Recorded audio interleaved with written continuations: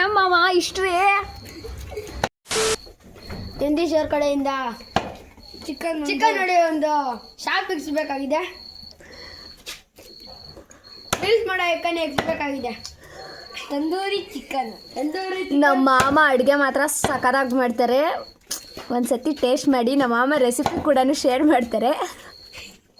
ಏಮ್ಮಮ್ಮ ಹಾಂ, ಹತ್ರದಲ್ಲೇ ನಮ್ಮ ಮಾಮ ಕುಕ್ಕಿಂಗ್ ಯೂಟ್ಯೂಬ್ ಚಾನಲ್ ಓಪನ್ ಮಾಡ್ತಿದ್ದಾರಂತೆ. So please do subscribe and support Marenahalli diesel Reddy.